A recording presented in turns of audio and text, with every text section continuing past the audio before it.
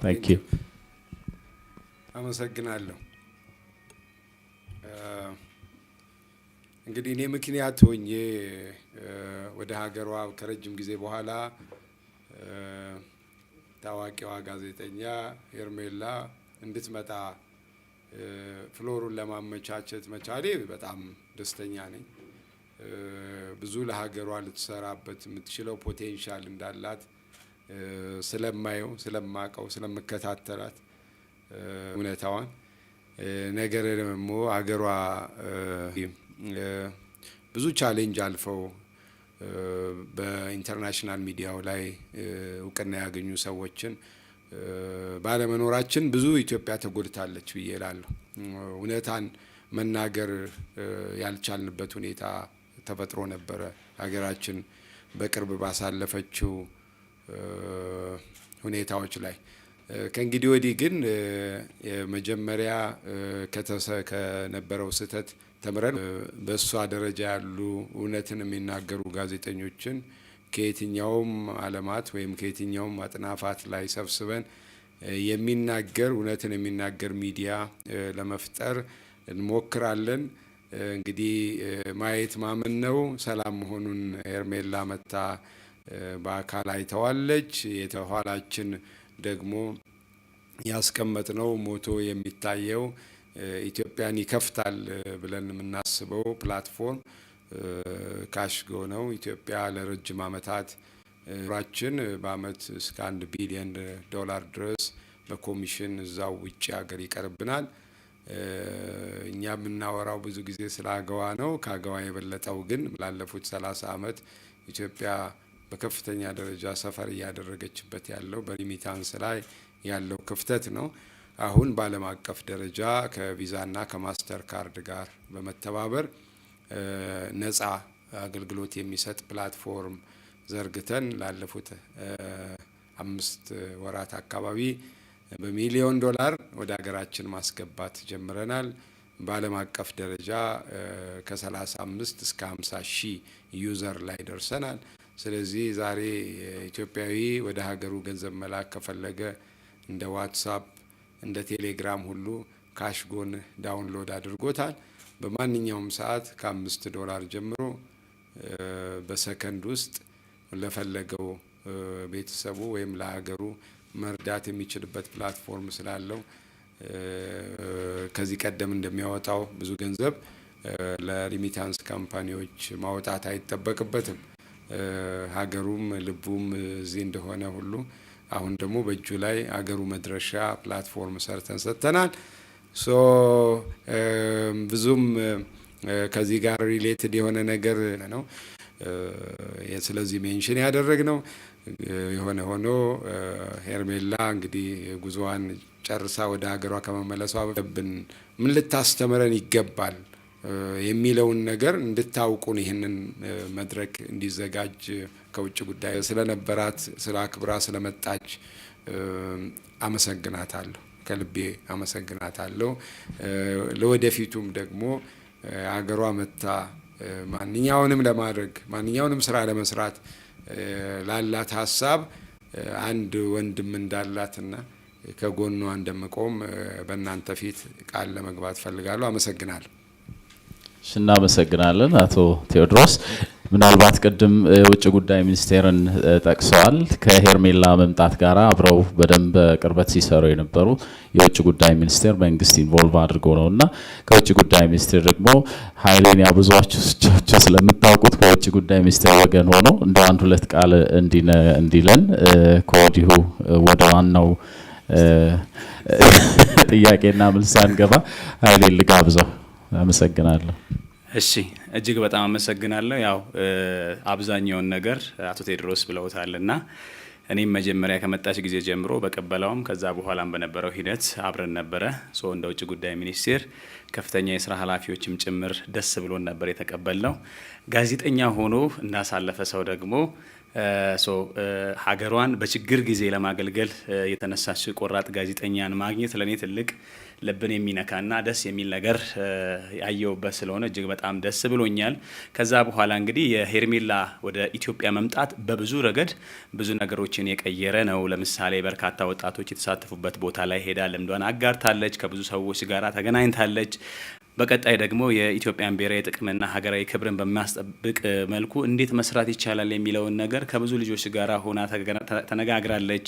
እንዲሁም ደግሞ ያው ኢትዮጵያ ያልተገባ ዓለም አቀፍ ጫና እየተደረገባት መምጣቱን ተከትሎ ኢኮኖሚያችን በከፍተኛ ሁኔታ እንቅስቃሴው ትንሽ ኩርፌ ታየበት በመሆኑ ይሄንን ኢኮኖሚ እንዴት ማነቃቃት ይቻላል በሚባለው ዙሪያ ላይ የተለያዩ የኢኮኖሚ ውጤት ቦታዎች ጋር ሄዳ ሰራተኞችን፣ ባለሀብቶችን፣ ኢንቨስተሮች በደንብ አነቃቅታልናለች። ከዚህ በኋላም ኤክስፖርት ኦሪየንትድ የሆኑ ፕሮዳክቶች እንዴት በከፍተኛ ሁኔታ ለዓለም አደባባይ ወይም ለዓለም ገበያ በቅተው ኢትዮጵያ ማግኘት ያለባትን ነገር በኢኮኖሚው ረገድ እንዴት ነው ማግኘት ያለባት የሚለውን ነገር ተገናኝታ ተነጋግራለች። ማገዝ የምትችለውን ነገር ለማገዝም ጭምር ቃል የገባችበት ነውና በብዙ መልኩ ሲለካ የሄርሜላ ወደ ሀገር ውስጥ መምጣት ብዙ ነገሮችን እንደ ሀገር የሚያተረፍንበት ነው።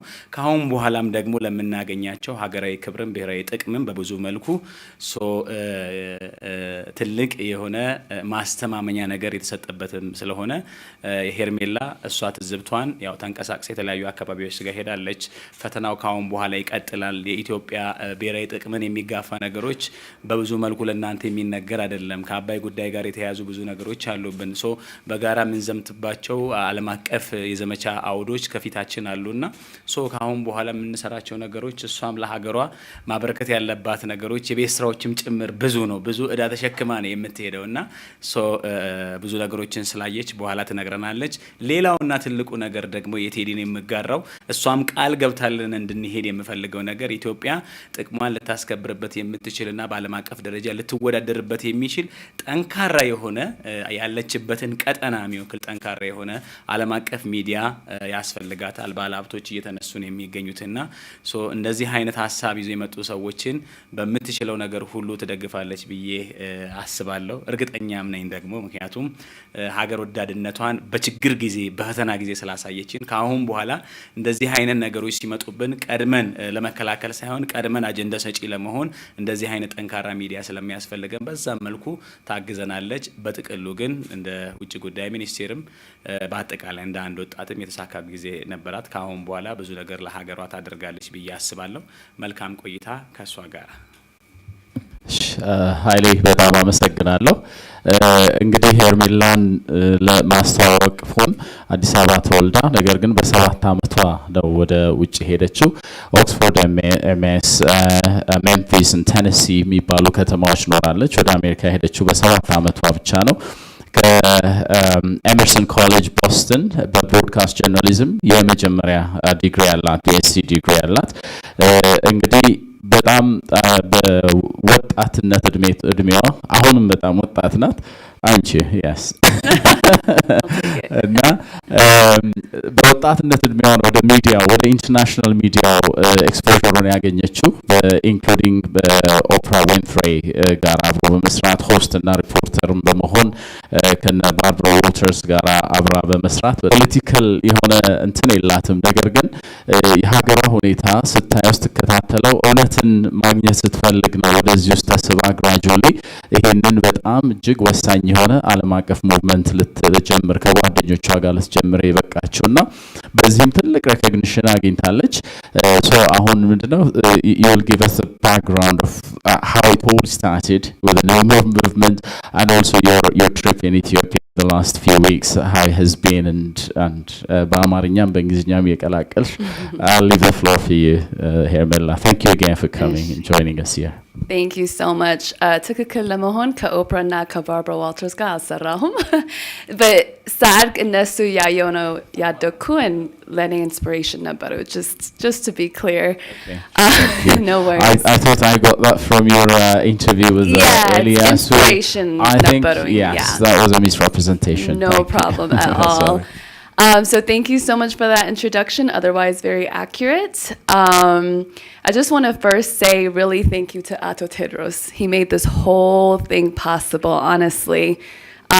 If somebody did not, reach out to my mom and really made everything very comfortable, ምመጣ አይመስለኝም. I was very comfortable there. I wasn't sure about coming, the security ምናምን, like I just really, if somebody did not say, come on, we've got this covered, ምመጣ አይመስለኝም. ነቢዩም እንደዛ ሆኖ ነው የቀረው. Somebody didn't say, hey, come on, let's go. Simon በሌላ ጉዳይ ነው የቀረው. He's studying for some medical exam. But so thank you so much to Ato Tedros. Really, really, it's so generous. መቀበልም ትንሽ ይከብዳል ብዙ ስለሆነ. So ለሶስት ሳምንት እዚህ ቆይቼ security ምናምን ሁሉም ተዘጋጅቶልኝ ነው የመጣሁት. So that's a big, big deal ለኔ. So thank you. በጣም ለናሁ ቲቪም just so generous, and I really appreciate it. So I think, okay, so no more, right? It all started because, it really started because the anniversary of the war was coming. And this is actually, I think, a good lesson. And ahead of it, a couple of weeks ahead of it, we came together, a few like-minded people, actually several. Nebiyu na Simon sum bchana mitara ግን ብዙ አሉ. Wasi, Ayu, Meron Ahadu, Kaele, ብዙ አሉ. So for anniversary, ይሄ ነው ጊዜያችን ታሪኩን ትክክል ለማድረግ, correct ለማድረግ. ሌላ the other side, በጣም strong እንደሚመጡ አውቃለሁ አይደል? It's a 1-year anniversary, hashtag ምናምን genocide ብሎ, like they're gonna come to bring a lot of the same data. So the reason that's important is planning is important. So foreseeing something, so 2-3 weeks ahead, we thought, okay, the anniversary is coming, we have to do something. We came together, we said everything is happening on Twitter, whether we like it or not, you must not anyway. What is going to be the hashtag we use? We thought, okay, Ethiopia facts, Ethiopia truth, and I have to give a lot of credit to Simon. He said, no, do something different. Are you sure, Arkuth, like, are people going to understand if it doesn't have the word Ethiopia in it? He said, yeah, just let's try something different. Other hashtag like bring back our girls or hashtag me too, those don't say the word that they're talking about, but they still did really well. So we had a phone conversation. I'm throwing ideas out. He's throwing ideas out. I said, hashtag no more. Just like that. I remember where I was. I was in my bedroom. So, and it was, because he pushed me. It's really important to try to push each other, to try to think of something different. ብዙ ጊዜ የሚመቸን ነው የምናደርገው. የሚመቸን ስናደርግ ልዩ ለውጥ አያመጣም አይደል? So we took a chance with no more, and it felt right. It worked. And then a lot of work went into it. I mean, graphic artists, writing, researching, just grabbing everything that we had, creating a link tree, teaching myself how to do a link tree. There's just so many things that were new to me. Addis Ababa, for a lot of people too, they were learning things along the way. You make mistakes, you fix them. And then, what made it possible is everybody jumped on. They said, okay, like signed on. It doesn't matter how amazing your idea is. If people don't work with you, I said, no, right? It doesn't go anywhere. So everybody, no matter their politics, no matter where they're from, Ethiopia and Eritrea, our allies, anti-war allies from Answer Coalition, the Black Alliance for Peace, which is anti-imperialist. Simon had connections with them. Eugene Puryear, which a lot of you probably know from Breakthrough News, really signed on with us. And it was beautiful because I've never seen a protest centered around what's going on in Ethiopia or Eritrea that included non-Ethiopian or Eritreans. And there was something about that just felt, okay, we're onto something. ብዙ ጊዜ, like, it's a very narrow mind or narrow topic. It's not narrow mind, but narrow topic. And so people say, oh, okay, it's just the Ethiopians talking about Ethiopia or Eritreans talking about Eritrea, like it has nothing to do with us. But I think that why No More was so powerful is it's not just about us. It's about people being able to tell their own stories. It's about the media that we trust and respect. CNN, so CNN still like it's like up here, right? People used to say to me, "Machino CNN with Gabi, Machino CNN with Gabi." Why? Because it's like considered the top, right? So those kind of places have a big responsibility to try to do it right. And for me, it was something new that they were getting it wrong on Ethiopia, but a lot of different countries have experienced what we've experienced 10, 20 years ago. So No More Simata, there was already so much in people, and it was just immediately some fire sparked. So to me, I'm just like a little bit of the light, and there was already all this other light. It just came together, and then Xavier Males, so that's, I think, what made it really successful. Are we doing a question and answer, or should I just keep going? I can keep going too. We were also expecting your mum to be part of this, but unfortunately, I think she's left already. Yes. So I heard. But I'd like you to just say a few things about how your mum also inspired you and the role she played in this. My mom, as I'm sure you guys know, has her own mind. Very, very independent, very, very strong, very, very like really, really, like I can't compete, to be honest, on that level. I'm a little bit of a modern person in that sense, but she went through a lot. She grew up in Tigray at the time where there was war. She was able to get out and go to Addis and finish her schooling there. She was separated from her parents for a long time. During the 17-year war, her father passed away while she was in college, and she didn't see him for years. And I'm sure Ya Tariq, like ልዩ አይደለም ብዙ ሰው እሱን they went through that, right? ያን ጊዜ you can't just travel back and forth. Imagine የ17 ዓመት ጦርነት. So she knows war really well. She hates it.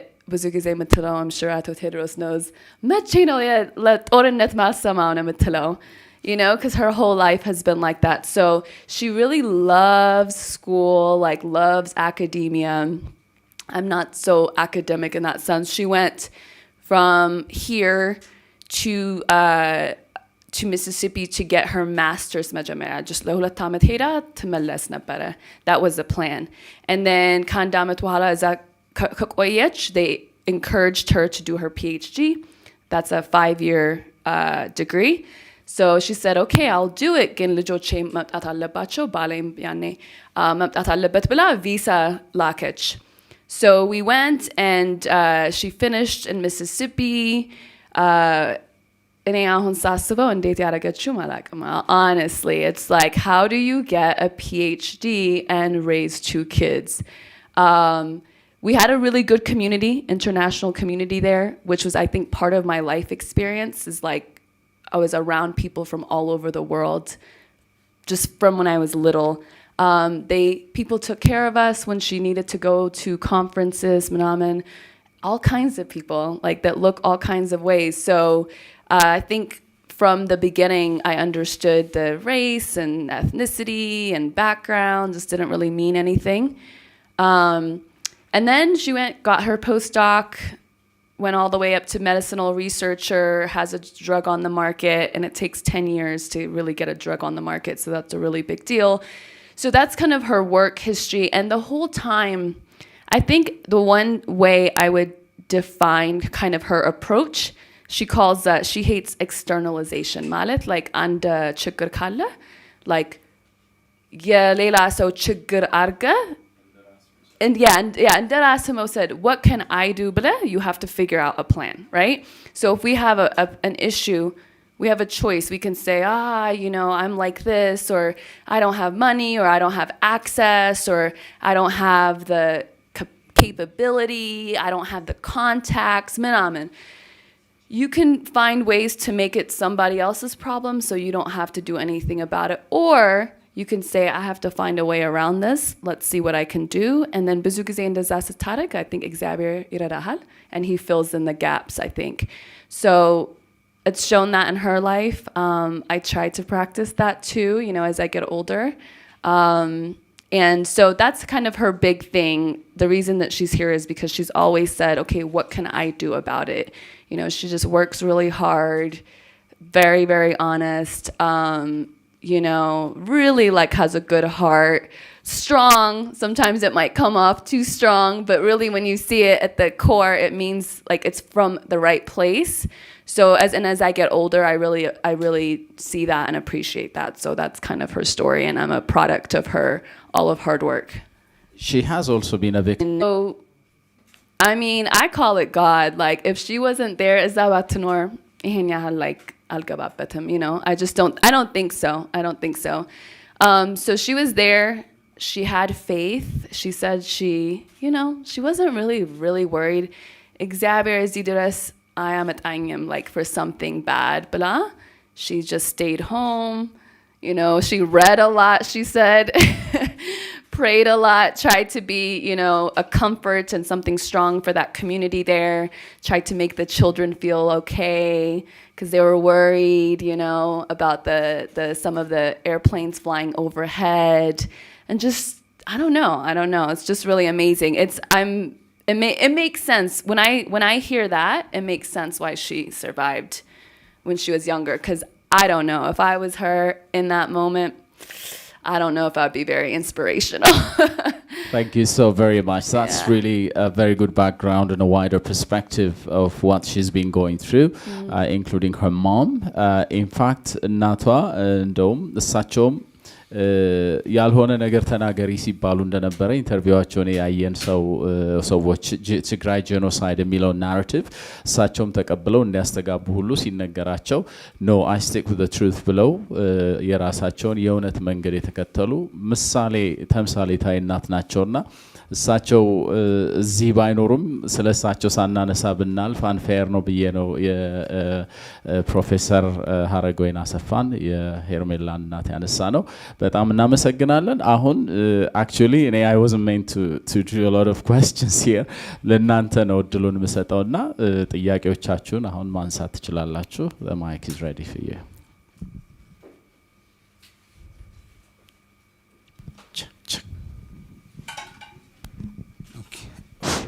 Thank you so much. Good morning. My name is Muse from Ethiopian News Agency. Once again, good to see you again. My first question is about No More movement.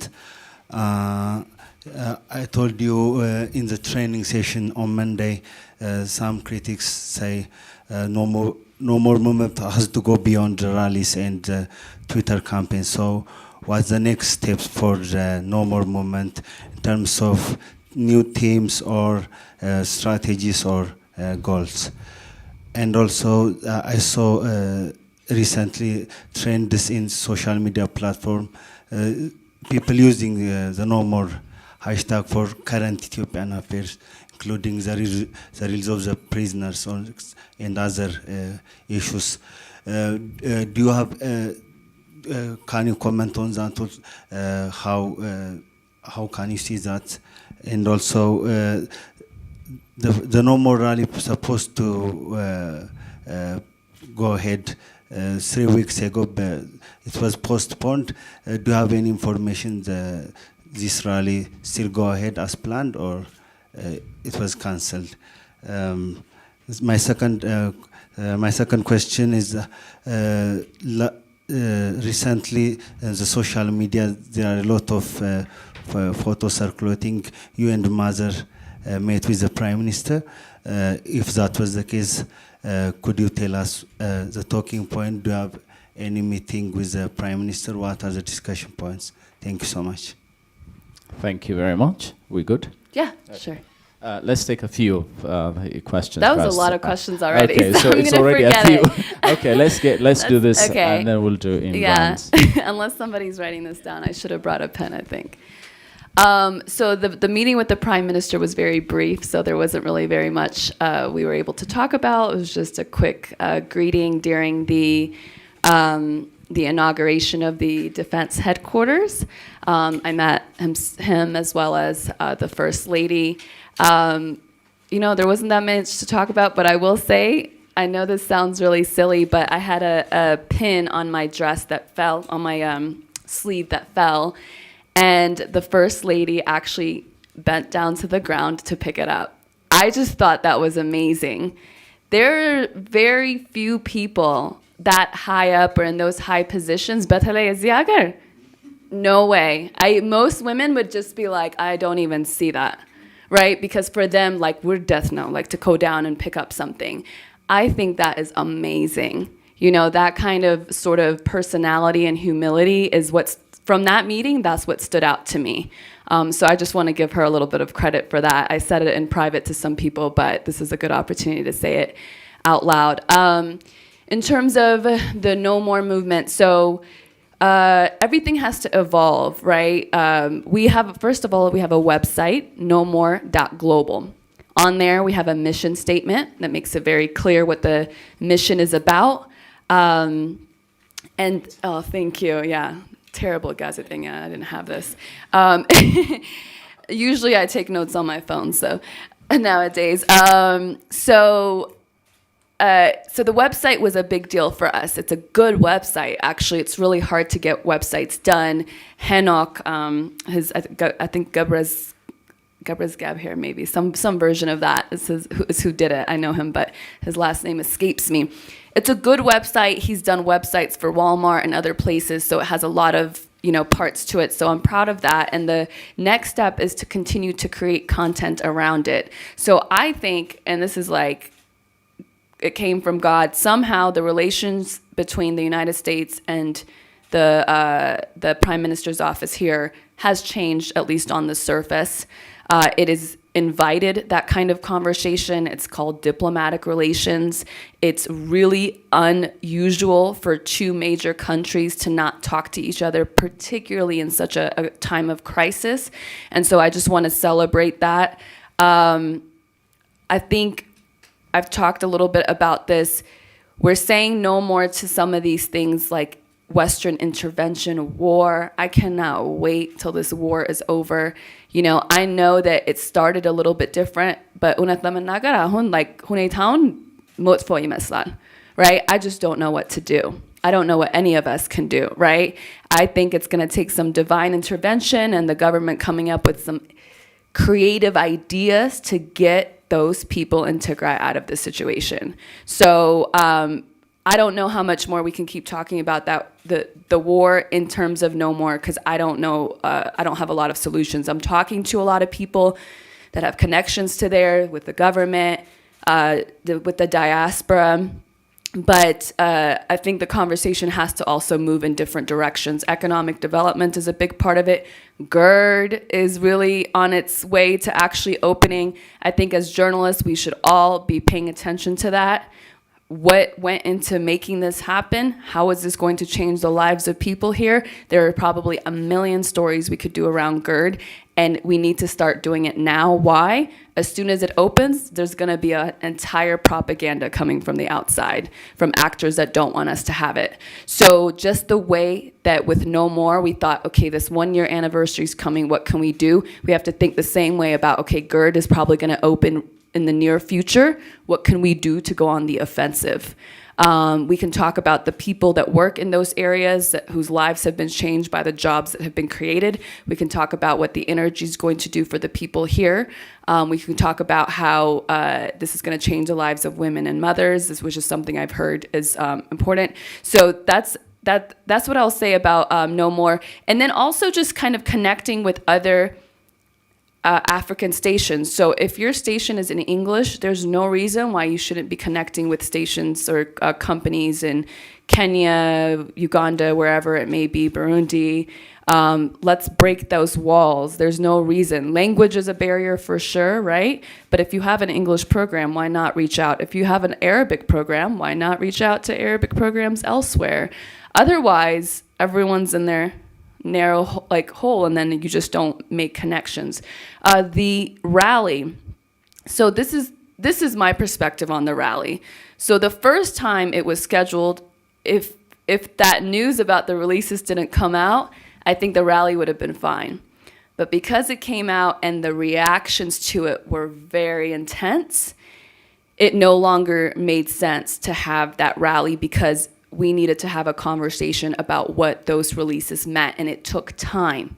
No More did release a statement eventually. It took us, I think, a week and a half. Why? Because we wanted to learn what this meant. There was a lot of pressure. Put out a statement. What do you guys think? I don't know yet. Right? I need to understand what this is. And that's really what we have to do as journalists.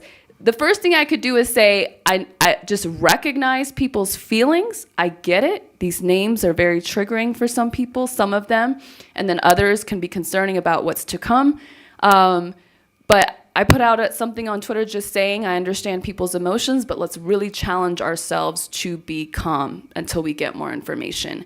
And then we did get more information. There was a little bit clarity. This was not amnesty. This was a pooling of the cases. If something was to happen, connection with these people and those that were with them that were released, then the system still has the opportunity to open up the cases again.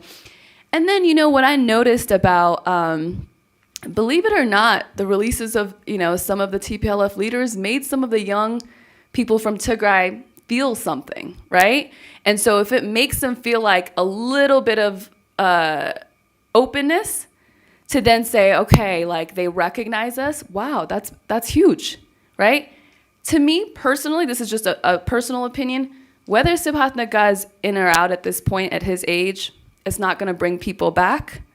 As long as it doesn't hurt more people, as long as there's some sort of security apparatus around that, and as long as it brings young people to... Here's what I've realized. We all have egos, right? So you need to give people a reason to relax and come forward.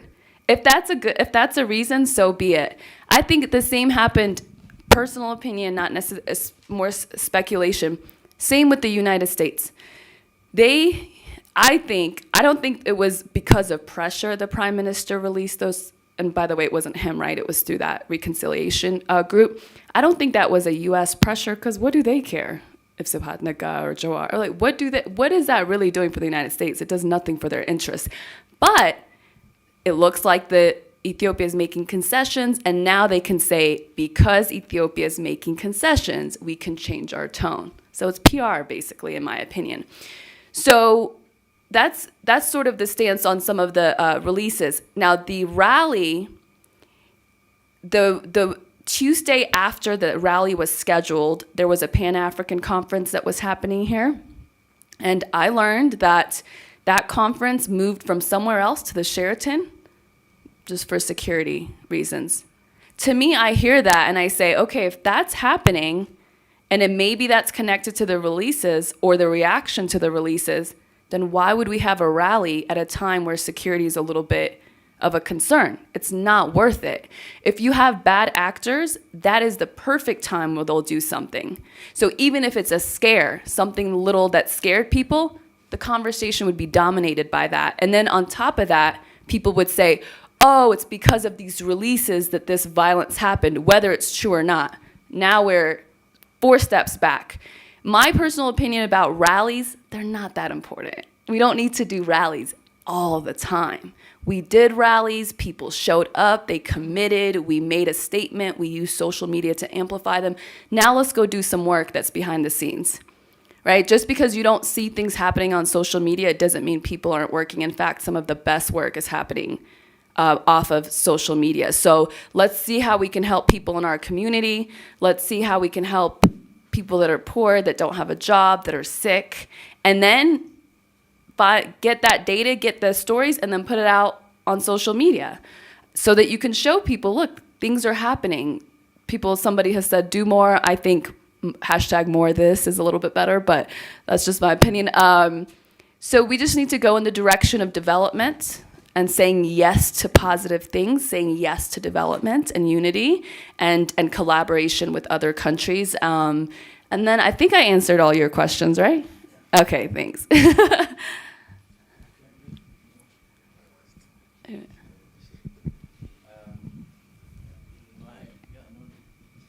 Thank you very much. Firstly, I'd like to appreciate your commitment, energy, and passion to stand with the fact in case when the country needs you more and at that critical time. Then, excuse me. Please introduce yourselves whenever you take the mic. All right? Then my name is Haptam Ashage from EBC. The first question that I have is, what is your fair comment about the federal government of Ethiopia to manage the current crisis in the northern part of Ethiopia? That's your personal opinion about Sigurd. And the government of Ethiopia is on the way to undertake national consultation at international or at national level. What's your personal comment on this regard? What was the second question? The government of Ethiopia is undertaking preparations to make the national dialogue or the national consensus dialogue. What is your personal comment on this regard? Your first question, I think the Ethiopian government has a huge task. I am not qualified to say whether, I don't know what to do. But what I will say is, I think it is past time, in my opinion, to be talking about TPLF atrocities, because now we have to talk about, okay, but how do we fix it? Because they're not gonna, right? They are committed to dragging the people down with them. And so essentially what we have, in my opinion, is a hostage situation. Now, some of those hostages might buy into that idea, right? So I'm not saying everybody's involuntary. But if anyone's going to fix this crisis, to me, it's the Ethiopian government and the Ethiopian people coming together and coming up with something. And I don't know what that something is. This is such a bad situation, right? There's already so much damage. So I am humbled by how much the Ethiopian government has been able to accomplish. The odds were completely against this country, including the army, including the media propaganda. Whether you believe in God or not, there's some sort of divine intervention here, right? So knowing that and seeing that, I can't sit here and say they don't know what they're doing or I have a better idea, because I don't, right? So what I really hope, and I've heard this from government officials, and I hope to see it through, is people now, no matter what they think, say, we have to figure out how to fix this. As long as you have this region that's under that kind of terror, that's in that situation, I mean, how happy can we really be as a region? It's always going to be in our faces, right? So I just hope the best for everybody that's involved, and I hope they use their wisdom and any capacity that they have. And I think the national reconciliation is a part of that conversation. If people that previously feel like they supported TPLF or they supported the leadership there, if they can be a part of the conversation in a different way, I think that will be a necessary part of undoing this war.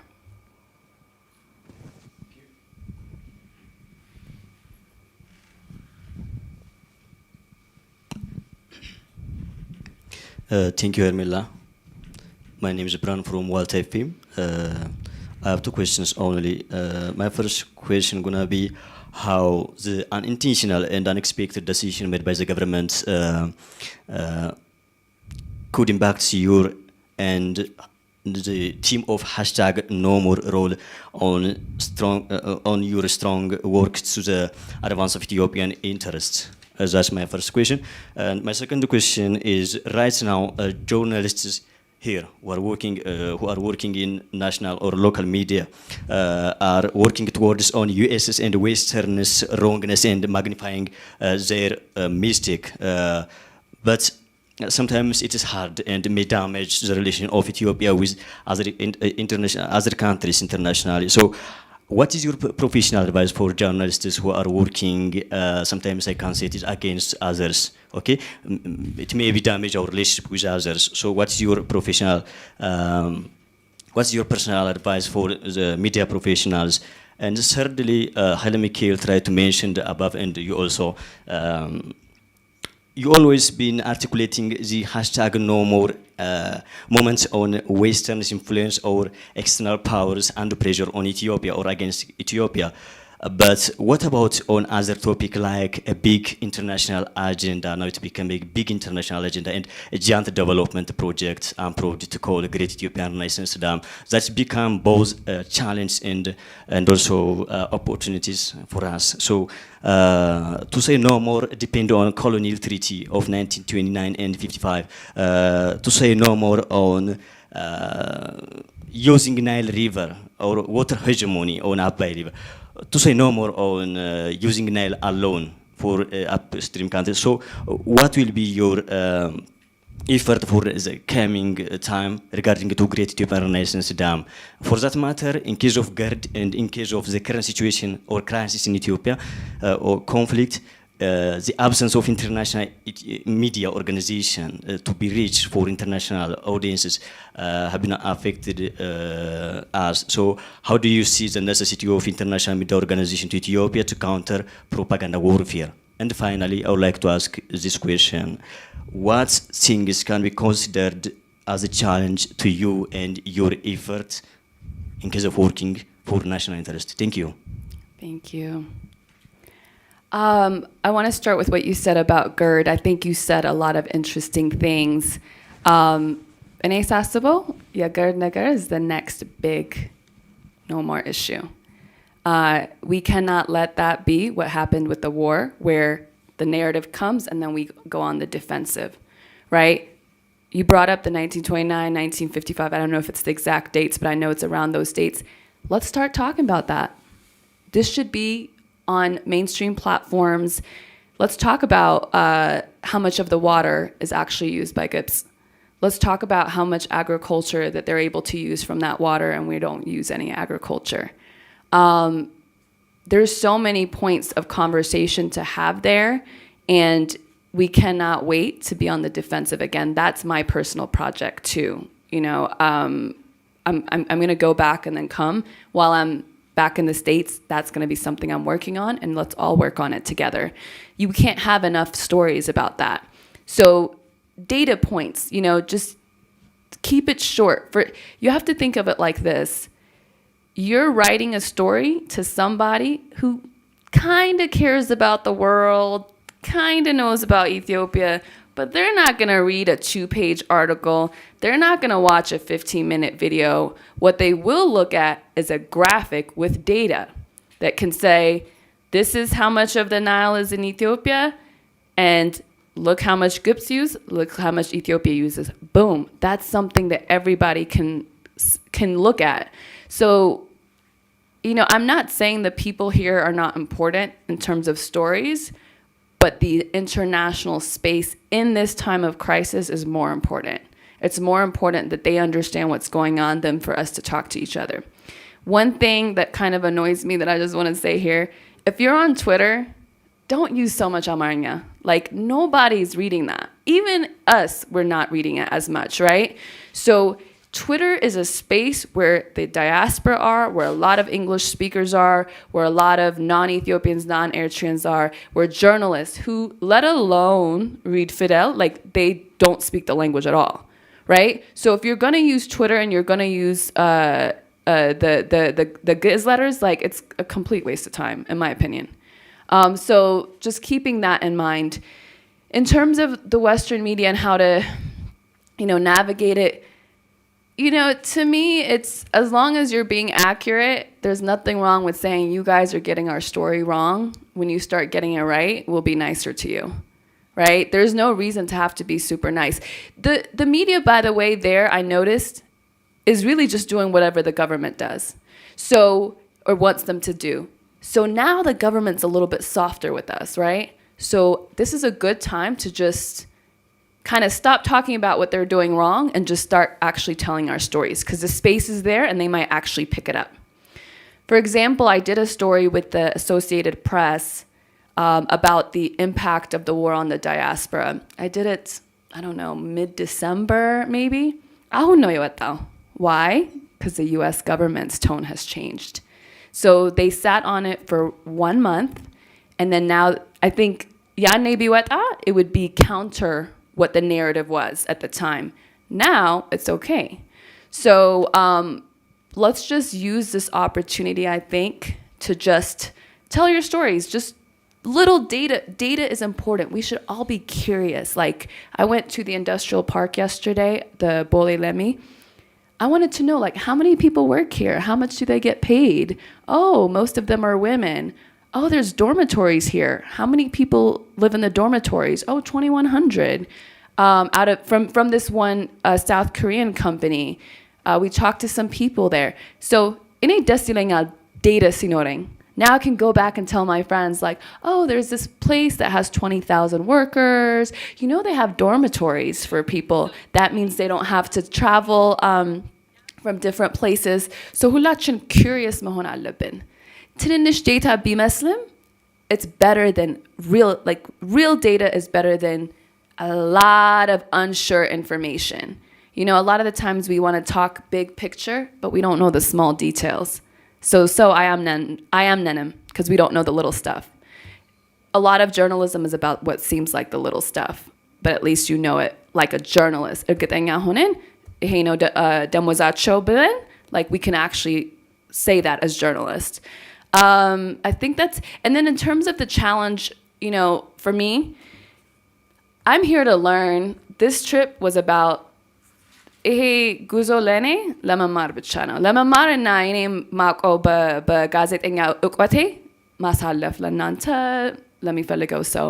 So to me, there's going to be a lot of time I spend just learning before I do too many big stories. በተለይ politics ይቅርብኝ አሁን. It's too complicated. So, you know, I just want to do like the industrial park and, you know, the arts.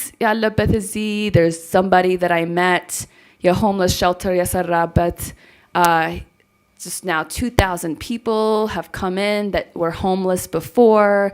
And andochu like tinish like drug addiction in Noracho. Macedonia saihon Addis no. Yeah, a little bit. Macedonia, yeah. It's an old one. So those kind of things are interesting to me because they're not controversial. I only bagat aminoya politics was it wasn't so much for the politics, it was the way the journalism was messing with the politics. And it took me a long time to be sure about how that was happening. And so it's going to take me a long time to be sure about anything else new with the politics here. People ask me, why don't you say something about what's happening here, what's happening here? Because I'm not sure enough. Like, I need time to be sure enough, because whatever I say is going to be a big deal, right? So I'll leave it to the political experts, and I just want to do those smaller stories when I come back. Thank you. Hello, this is Hanan from Buku Media. I just want, it's not actually a question, but I saw a website that was released 2 or 3 days before. I tried to share it with my contacts. But I don't get the details about that, and I don't think many people know about that in detail. So just can you explain about the website and on how we can help or we can participate on that in order just to go with the No More movement? Thank you. You mean the No More website? Yeah. Oh, yeah. I know. We haven't done a good job on promoting it. We did have a clubhouse discussion a couple of days ago at 9:00 p.m. our time. I think it was maybe Wednesday. You know, we're still building it. What we want eventually is to have other people's content be on there, but it's going to take time to make sure we have the right partners. We don't want to present ideas that are too counter to what we're doing, although diverse ideas are important. Ganano, like, there's really not much to really say about the website yet. It's a work in progress. There are articles there. The biggest thing, Bahonsat, is since there's so much Twitter censorship, Twitter Kahedku, you'll find me on the website, right? Simon and Nebiu are both off Twitter. So you'll be able to see what they have to say on the website. We will have a chat forum. We'll have an email listserv That was the biggest thing we saw. I'm surprised I'm not shut down. I think it's because I have the blue check mark. It's a little harder to take me down. But the censorship was very aggressive. Very, very aggressive. The reason that Simon was taken off Twitter still makes no sense.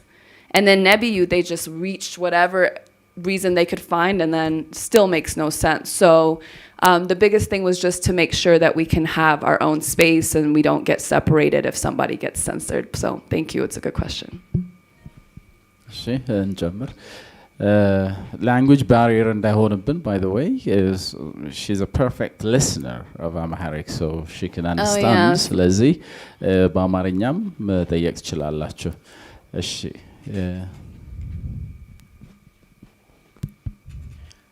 Thank you. I'm Mambo from Oben. First, great to have you here and welcome home. And I'd like to thank Mr. Tedros for bringing you home. And I do have a couple of questions for you. First, normal movement able to awake black race all over the world in about, neocolonialism, about anti-pressure, intervention in Ethiopia as well as, Africa as a continent. And you did a great job out there. And what would be the next step of your number? I mean, that just could be about the development, working together, and others could just we do have a rich continent in everything. So what would be the next step of the number movement? And my second question is about institutions. As you know, a strong institution is what behind success of developed nations or of the world, and what is the reason of the failed states in the world is just due to their vicious institutions, and what has to be there so as to have strong institutions in Ethiopia so as to bring sustainable development in the country. And my third question is just, Ethiopia is a nation with more than 115 population, but just we don't have a big international media in the country that could tell the international community in the language that they could understand about the country. And what do you suggest from your rich experience? Thank you. Thank you. I guess the international media part is sort of my part, I think, in so many ways. But you know what? It doesn't matter if I start one. We all need to be a part of it. You guys have content that I'm not going to have. We're going to be collaborating. We're going to show up at the same press conferences eventually. So that's in the works. That's part of why I'm just leaving, because I need the time to really focus and plan that out, and then make sure that whatever investments or collaborations I have, I still have the editorial independence. ብዙ ጊዜ corporate media ሲባል, it's because so many people invested their money and now they want to tell you what stories to tell and not tell. So for me to counter corporate media, I can't have another corporate media. Right? So I'm trying to figure out how to stay independent, how to get the right people. But in the meantime, you guys are already established. So just switching up the ways you're telling some of the stories, keeping like the international media in mind. In terms of institutions, I think for the long-term sustainability of this country, absolutely our institutions have to be reformed. You may like the prime minister now, but if the institutions aren't right, the next person may not be so good, and then you've got a lot of problems. A lot of what this, I think the way this country runs is, what's the right way to say it?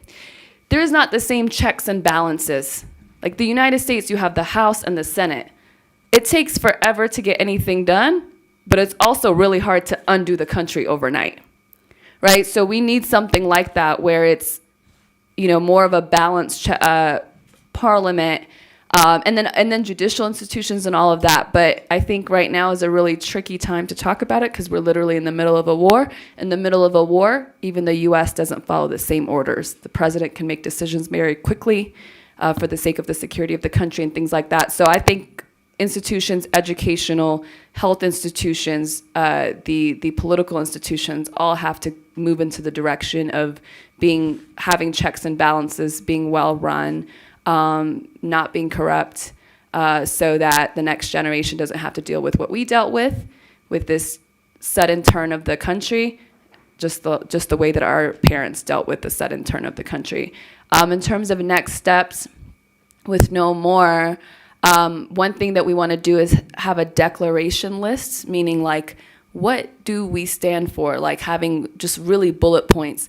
1, like unity. What does that mean? Like 2, Pan-Africanism. What does that mean?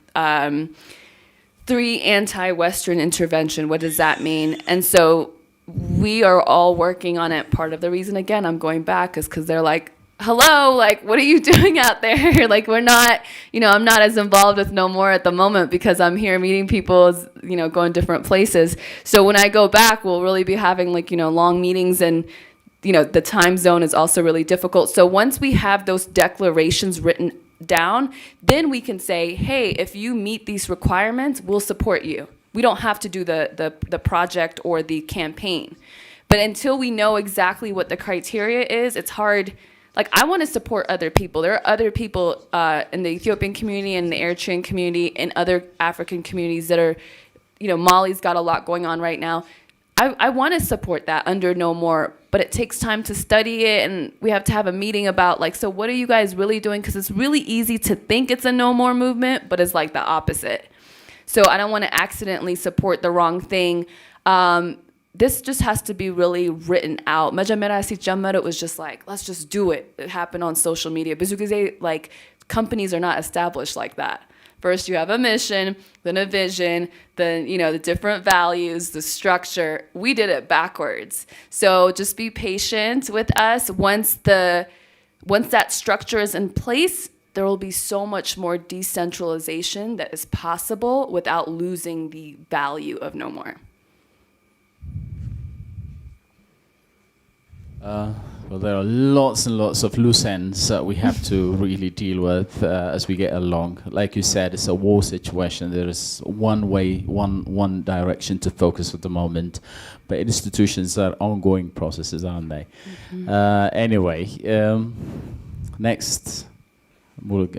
Okay, you help me. Okay, thank you. My name is Ibeltal Sonas from Now TV. Nice to meet you, to see you again. Okay, my first question is, as we all know, most of the international media have been reporting fabricated and unbalanced news on the situation of Ethiopia. I like that you have been struggling on behalf of the truth, and you have been exposing the atrocities committed by the terrorist TPLF and its allies. How do you feel the gap between the media organization you are working for and your profession? How do you maintain your profession neutrally? Just I wanted to know the challenges you have passed through.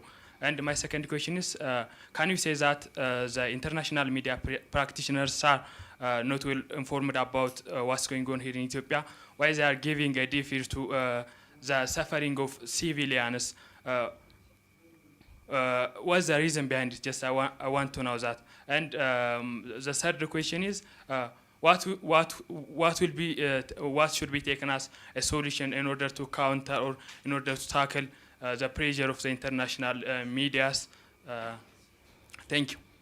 Thank you. I'll start with the point about objectivity. Objectivity is always a work in progress. You have to evolve with the different information that you're getting. We all can only be as objective as we can. I don't believe there's like a hard objective line on most things. I think that, when you're sort of looking at big picture, it's not always, most things are not like the TPLF story, meaning you don't get almost 30 years of data, 30 years of one entity being in power. Most things are not going to be that black and white. Assume black and white bihonim bahun saat, there's a lot of gray area stuff happening, right? Meaning, okay, we can keep focusing on what they have been doing and did, but really the newest topic is how do we fix it, right? Or what exactly is causing some of the suffering there now. So I know there's some stuff happening in Abala that's actually straining the humanitarian access. The humanitarian aid trucks, they just take them and then nobody says anything. It's like insane to me, right? And then people think it's no big deal, it's trucks. No, it's literally how things get there, right? The plane is not going to carry as much cargo as all these trucks. So to be just, to advance the conversation, just talk with what's new. Like when we're in an editorial room, we can't just say, you know, TPLF's a terrorist group, blah, blah, blah, like that. We already know that. Like what's new today? You know, what's causing today's crisis? You know, what happened in Afar did not help the access. Now they're doing it through Abala. Like this international media is just so messy. I mean, some of it is true, some of it's not, some of it I don't know. So the best thing we could do is just talk about what we do know. We have more access to them, to these areas than they do. So if you can talk to people in Abala and really try to get more direct information, you're already doing more than they're able to get. In terms of are they not informed or not, you know, this is a structure. So it's a corporate media, like, so that means those people are tied to the government in some ways. They already know what they want to be said. So then the sources they give you, the UN, USAID, all that, say what they want to be said. And then the journalists use those sources because they're considered credible sources. So I think on a lower level, like on a journalist level, I don't think it's bad intent. I think they're just using whatever sources they have. And they don't really care that much. I mean, it's just one country, like out of 1 million countries in the world that they cover, right? There's specific journalists like New York Times' Declan Walsh, AP's Kara Anna, Nima El-Bagir, who seems to have left us alone, finally. They know what they're doing, right? They have an agenda. They're there to meet it. Everybody else is just kind of doing what they think is the truth. It's confusing. It's confusing. For someone who's not Habesha, it's actually really confusing, right? So I would just say, you know, if we're strong in our storytelling, we won't have to talk about them anymore. But it's going to take time to be able to compete on that level. Solution, I think the solution you were asking was about how to deal with the Western propaganda, right? The solution? Was that what it was about? Solution or lemon? What should we take as a solution in order to counter their misinformation? Okay, yeah.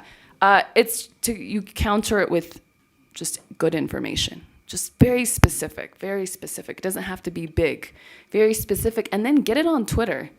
Get it on Twitter in English. Get it on Twitter in an easy way. 140 characters or a graphic. People, you know what's better than 140 characters? Pictures. Like, people are so basic. Like, you know, Instagram does really well. Why? Pictures, right? So if you can just, like, this, part of what we do in news is like you just put away your complicated brain, you process the complicated stuff, and just literally spoon feed people, like super simple. It can't be too simple, especially when you're talking about, you know, trying to get our story to the international media. We need to just say, here, look, like a number. Isn't that interesting? Like, it has to be that basic, because otherwise they're just not going to spend the time. Thank you. I think we're now winding down to probably one or two.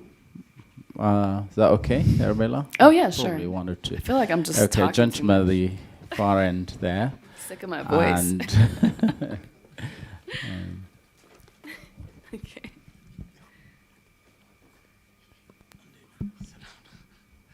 አመሰግናለሁ። ዮናስ ባላለው ከሪፖርተር ጋዜጣ ነው።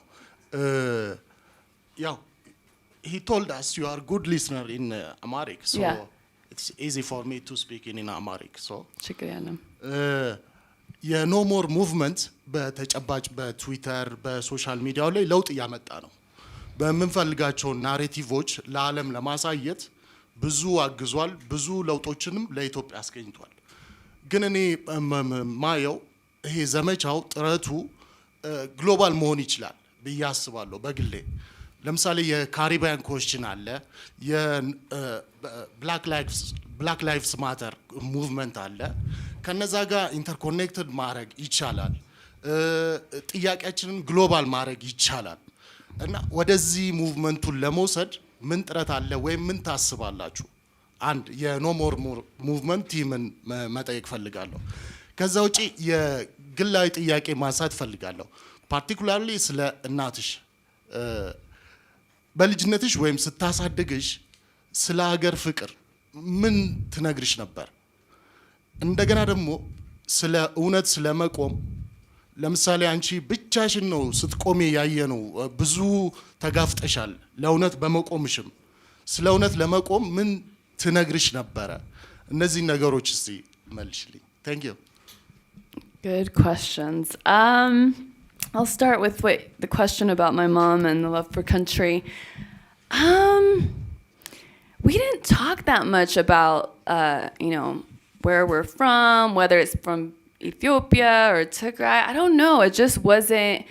I had that simate because I was born here, but we were just kind of busy learning the language, going through school. I loved I loved music. I loved Amharic, Tigrinya, Guraginya, whatever. I love music from the beginning. You put on music, I'll start dancing. But beyond that, there wasn't. It was more focused on just people. There were good people in Mississippi that were different races from, different countries, Korea, China, India, Ghana, Nigeria. Like, it wasn't so much like your Ethiopianness is like so, different. It was just like people. And then of course we had a lot of Habesha friends and family, especially when we moved to Tennessee.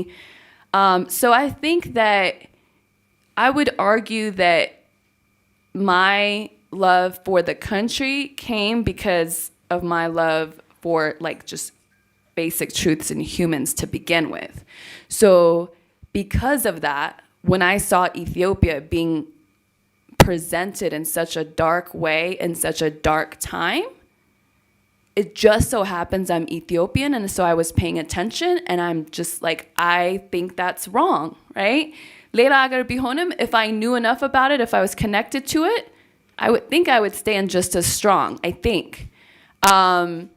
There's something, I don't want to say we're special, because I don't like that kind of language, but we're blessed. There's something blessed happening in this country. And it's not to say it's not happening in other countries. I don't know. There's like a core goodness in a lot of people. I know the culture can be a little bit complicated andande, and I think some of it is because people are trying to survive, and there's a little bit of a culture of just surviving, so maybe people are being different than they would normally be in a different time. But at the end of the day, I believe in the goodness of the people in this country, and it will come out more if the institutions are better, if healthcare is better, if education is better, so we can be free of all this shikam, right? Sometimes it's just a cultural shikam. Why? Because it's about survival, and there's just there's people with a lot of money and a lot of people with no money. There's just that kind of society is not going to be best long term. So that's what I would say. And then because I was born here, I just love the language and the food, and things just naturally connected like that. In terms of the truth and standing with the truth, I don't know. I didn't think that hard about what is gonna happen if I say this. I didn't think that hard. Because to me, ለረዥም ጊዜ ከሁማኒታሪያን ትግራይ humanitarian የሚባሉ ሰዎች ሰርቼ I gave so much of my time for free, my energy, my advice, all of that. ስለዛ to me, I had every right to have my opinion. From about November to March, April, I gave a lot of my time to that cause, even though there was a lot of things I didn't agree with. So as soon as I have the right to say something, is what I thought.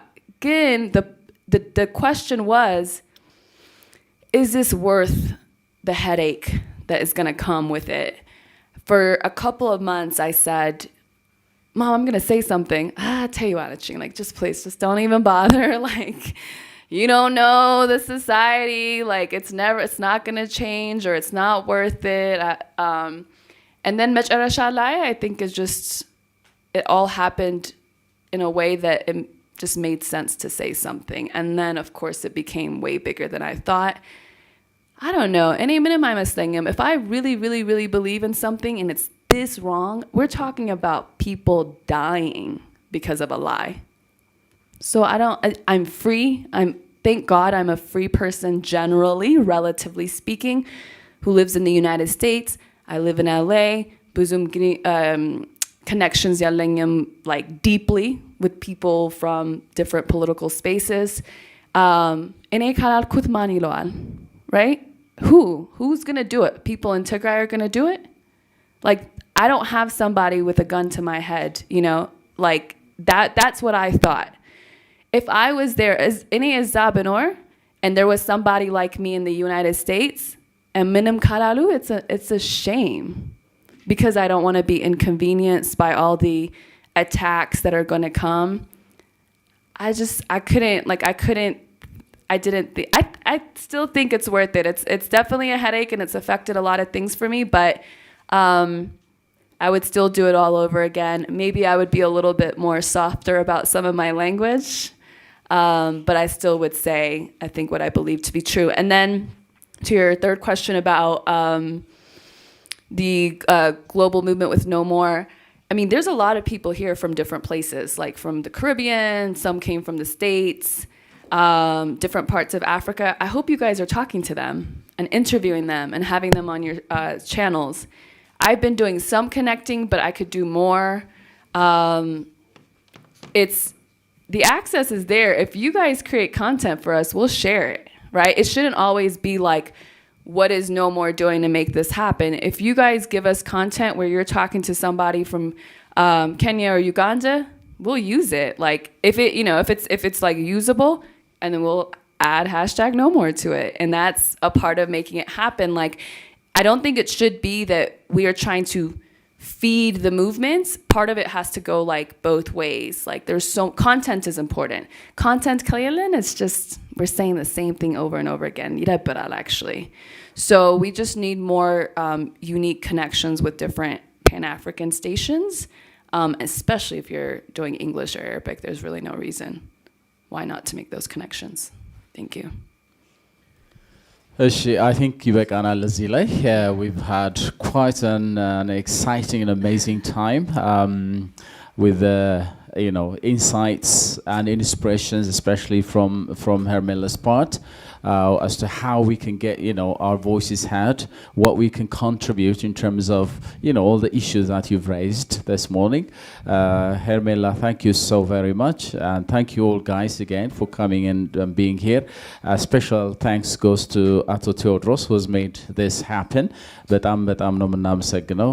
great deal of generosity በካሽ ጎ በኩል እንግዲህ ይሄን ያህል እንትን ካደረገን እናንተ ከዚህ ትልቅ ስቶሪስ እንደምትሰሩ I think one very important issue is that they produce a story but they just want to get to link to the international link. Where is the point of penetration into the international arena? የሚመስለኝ በእኛ ሚዲያ ፕሮዲውስ እናደርጋለን እንናገራለን ግን it doesn't get where it's supposed to get. በእንግሊዝኛም ሊሆን ይችላል በአረቢክ ፍሬንች ግን እዛ የሚደርሰው እንዴት ነው የሚለው ነገር አሁን ጌትዌያችን ትዊተር ነው ለጊዜው። Speaking pragmatically, ትዊተርን እንጠቀም አጭር ቪዲዮዎች አጭር መልእክቶች የሚላለ ግን in more in a broader way ሌላው የኛ ፕሮዳክሽን እንዴት ነው እዛ ጋር ፔኔትሬት አድርገን እንዴት ነው እነሱ የኔን እኛን ሊሰሙን የሚችሉ የኛን ፐርስፔክቲቭ እንዴት ይወስዳሉ የሚለው ነገር still is going to be homework. If you have anything to say on that, what's the point of penetration into that mainstream media? What can they practically really do as of today, for example? So I think similar to what we did with No More, the point of penetration is not directly to the mainstream media, it's through Twitter. So you make them see it because everybody's sharing it. So No More was not successful because we made CNN let us get on. They still it was really difficult, right? So Twitter is game changer. It is truly a game changer. I cannot emphasize that enough. So if you have a 15-minute interview, of course that's difficult to have someone listen to, but take a good minute or two and put it on Twitter, add #No More, send it to a bunch of people. Everything takes so much work. Like even with No More, I can't even explain to you how much work went into that because it requires so much detail. I have to write the tweet. I got to do the research. I got to make sure it's right. Everyone's doing so many things. So don't think that it's like you produce the interview and you're done. Like even when I produce interviews, I'm not done. If I do, like, yeah, I kind of have a following, so people will still look at it anyway. But to really get it exposure, I have to go in, edit, find that minute, take a quote from there, write it in text. So you're feeding them the video, you're feeding them the text, the title. There's even, if you put a title on it that's like 4 words that says what the point is about. And then you add hashtag No More, you send it to everybody you know. Just be annoying, like be annoying until you get some exposure. If you believe in that content, just send it to me. Maybe I'll see it, maybe I won't. Send it to Ethiopian American Development Council that is in Denver. Send it to all the accounts that you know and just keep sending it. One day somebody's going to retweet something, then you get a bunch of followers, a lot more followers, that video becomes conversation, and then that's like huge if you do something like that. So don't think it's just like you create it and then it like somehow CNN's going to be like, we really like that video. They won't even look at what I've done or and I've got like some mainstream media experience. So just like force it through Twitter, and that's one way you could do that. Thank you very much. That really goes a long way. እናመሰግናለን በጣም ሁላችሁም መልካም ቀን ይሁንላችሁ. Thank you so very much everybody. እሺ, thank you.